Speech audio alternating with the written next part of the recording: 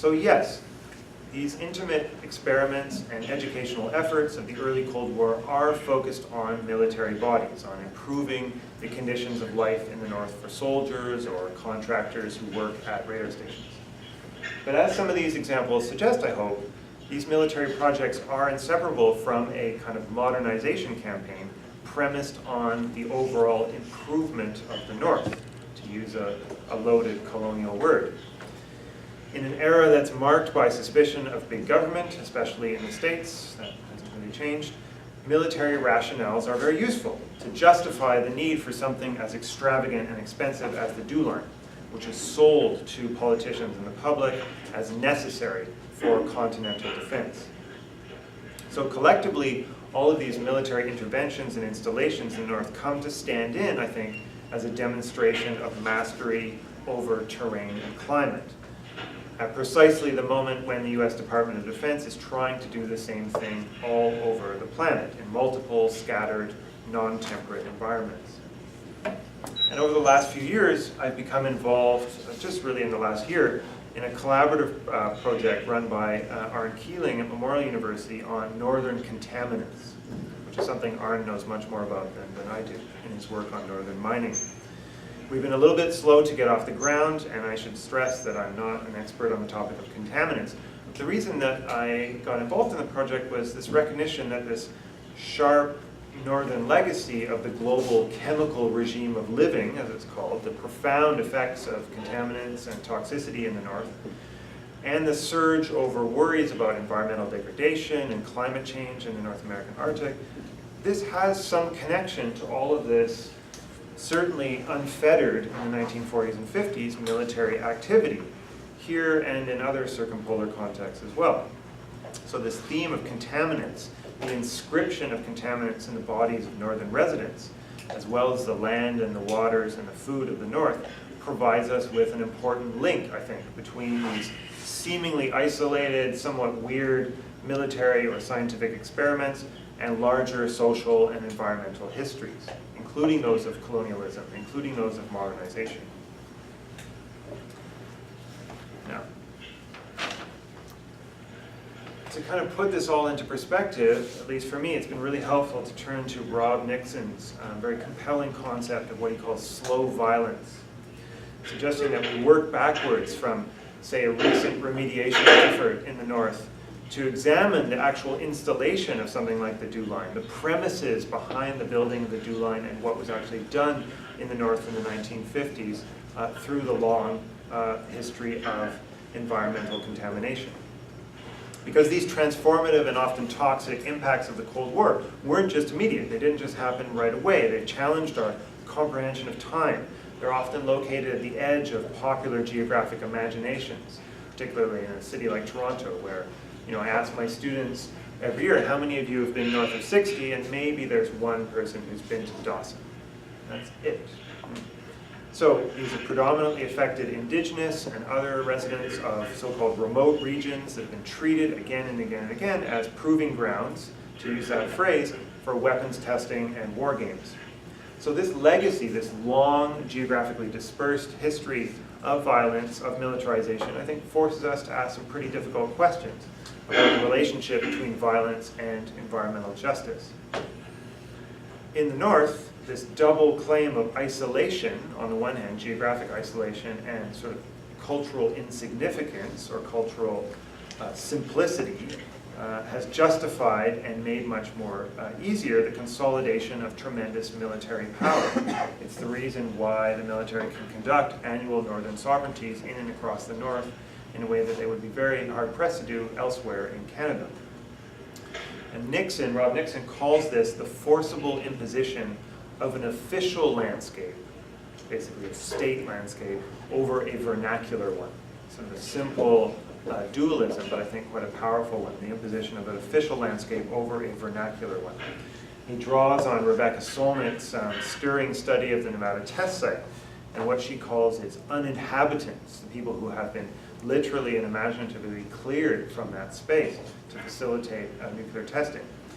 Nixon writes about people who have been turned into ghosted casualties of a federal project of imaginative self-enclosure that concealed them from view.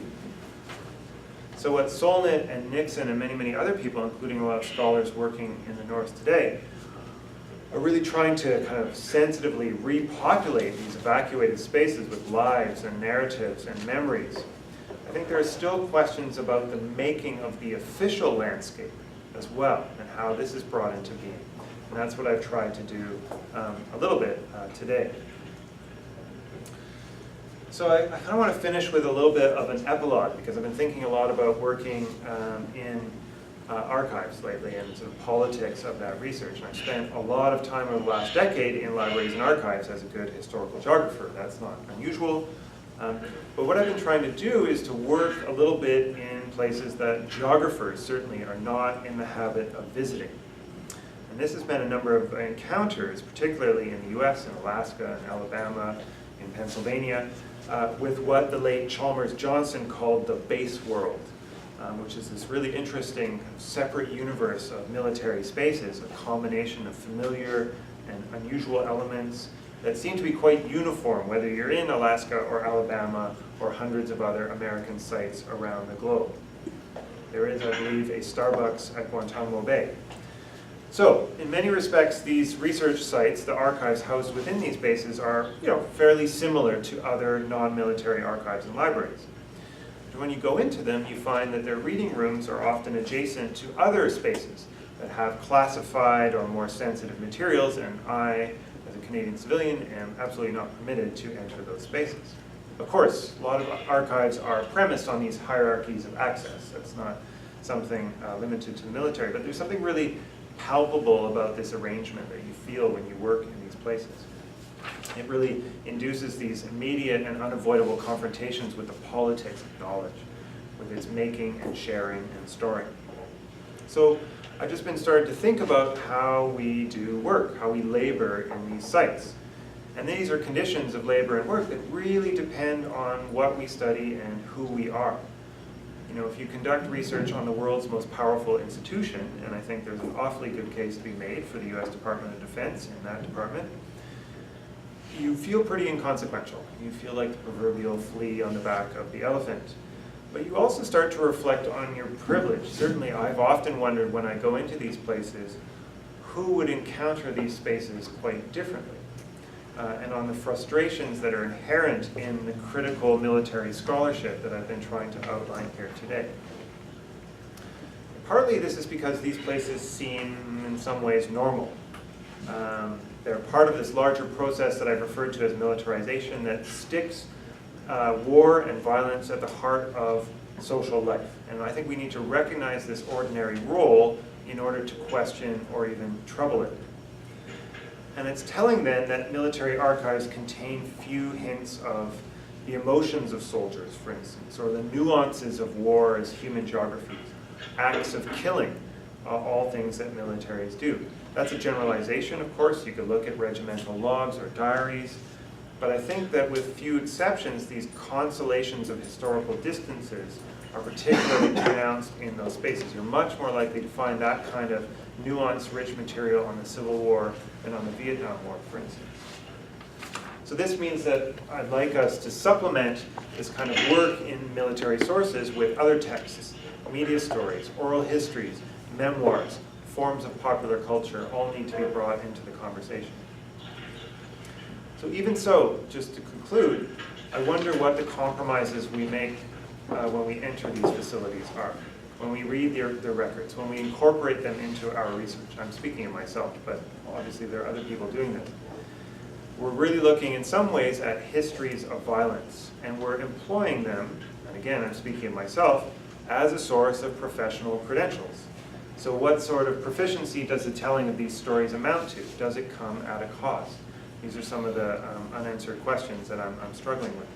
I don't pretend to have conclusive answers, but I would suggest that the relative obscurity of these stories that I've told today, and the evidence for these stories, the archives, the banality, the anonymity of many materials in military collections, might actually indicate that what Edward Said called the normalized quiet of unseen power can actually paradoxically be found in that most visible of national institutions. Nothing is more visible than the military.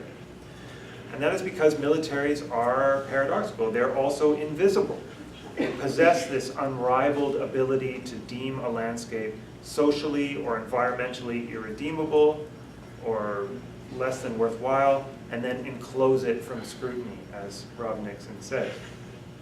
So like the sources in military archives that I've been working with, the geographies that I've introduced today, they do lie adjacent to and overlap with the places, the quotidian places that we inhabit. I think that's a really important thing to stress, that these are not happening way over there. You know, secrecy, as Trevor Paglen, the artist and experimental geographer, has shown, is really just all about the attempt to manage that proximity. And that management of proximity between secret and not secret, between worthwhile and less than worthwhile spaces, between military and civilian realms, that is a management project that, like all hegemonic projects, can never be fully, finally successful. Thanks very much.